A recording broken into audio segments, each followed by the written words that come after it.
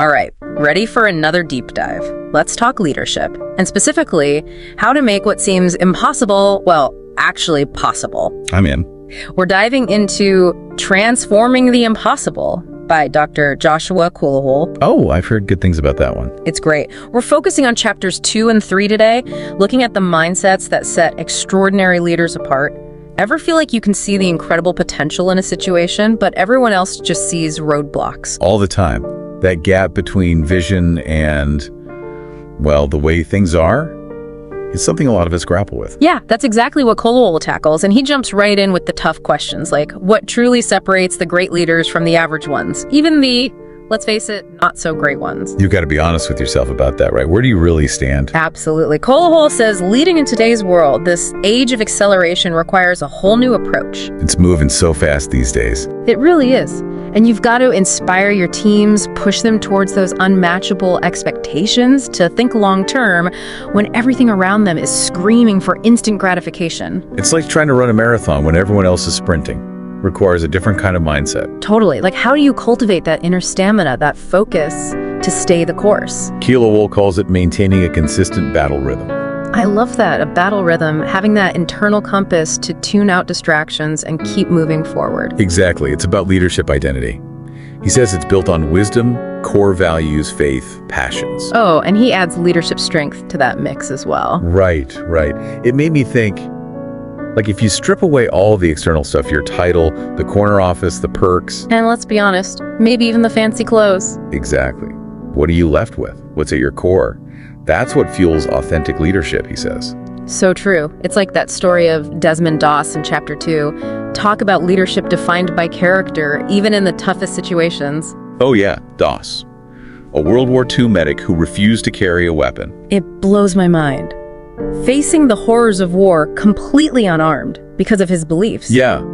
He faced ridicule, even threats from his own platoon. Imagine the courage that took. It's incredible. But then his actions during the Battle of Okinawa, they speak volumes. Saving 75 wounded soldiers while under intense fire. And lowering them to safety, one by one, down a cliff. Kolawole uses this to illustrate transforming love, which isn't just about, warm feelings. No, not at all. He makes a clear distinction between fleeting emotional love and this transforming love. Yeah, this is about unwavering action, about commitment, even when it's hard, even when you're facing down danger. Doss's actions, they weren't about fleeting emotion. It ran way deeper than that. Right. They were about this deep, deep belief in the value of every single human life. And that dedication, wow, it earned Doss the Congressional Medal of Honor. Makes you think, right? About those times when we're called to step up, to lead with that same kind of courage. Kolawole connects this transforming love to 6 questions leaders should ask themselves, especially in this age of acceleration. He says these questions, they're like guideposts, Helping you navigate this crazy, fast-paced world we're living in. Exactly. And he really dives deep into each one. The first one hit me hard. In a world obsessed with superficiality, how do I prioritize substance, especially in my leadership?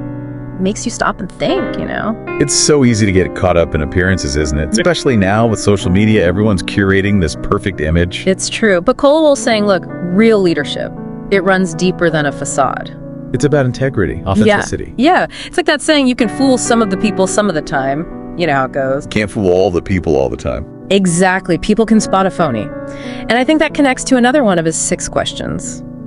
How do I stay humble, genuinely humble, in a world that often rewards ego and self-promotion? Ooh, good one. Have you ever worked with someone who had, all the right credentials but zero humility? Oh, yeah. A recipe for disaster. Total disaster. Kolawole's point is that real leadership isn't about being the loudest one in the room or, needing all the credit. Right. It's about empowering others. Recognizing their wins. Creating a culture of shared success. Yes. It's not me, it's we. Exactly. And you think about those leaders who inspire such loyalty, such dedication. It's not about their title, right? Or the corner office. There's something more. Okay. And that leads us to Kolawole's 3rd question. How do I cultivate genuine connection, real collaboration, in a world that's becoming increasingly disconnected? Okay, now that's interesting, especially now with so much technology, remote work. It's easy to feel isolated. Even when you're part of a team, right? Totally. Kolawole's pushing us to be more intentional about building relationships, both personally and professionally. So it's not just firing off a quick email or Slack message. It's about those little gestures of kindness, those moments of real connection. Picking up the phone? Maybe even meeting face to face. Imagine that. Radical. Right. But it makes a difference. And that leads us to his fourth question. How do I make decisions that are both timely and well considered? How do I balance urgency with wisdom? Have you ever felt that pressure to, make a snap judgment when you knew you needed more time to think? All the time. That tension between needing to act fast, but also wanting to make the right call, sometimes it feels impossible. Kolawole talks about cultivating that consistent battle rhythm here. Oh, right. It's crucial, having those systems in place, a clear decision-making process. And sticking to it even when the pressure's on. Exactly. Trusting your gut, but also Being open to feedback. yes, seeking out different perspectives to avoid those blind spots. It's so important. Which brings us to question number 5. How do I stay steady? How do I project confidence when everything around me feels so uncertain, so constantly in flux? Ooh, that's a big one. The only constant is change, right? Right. But how do you stay grounded, project that sense of calm when everything feels chaotic? It goes back to that inner core. Kolawole would say it starts with that leadership identity we were talking about. Yeah. When you're rooted in your values, your purpose. You're less likely to get thrown off course. Exactly. Which leads perfectly into his 6th and final question for leaders.